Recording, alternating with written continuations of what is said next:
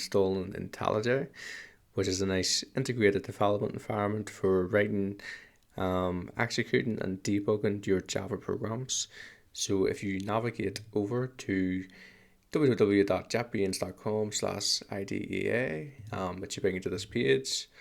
Alternatively, if you just go to Google and type in IDEA, it should be the first result that comes up. Nope, the second result that comes up, IntelliJ IDEA. And what you're going to do is hit the download button,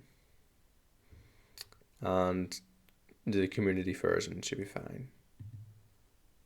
So once you download this and alert,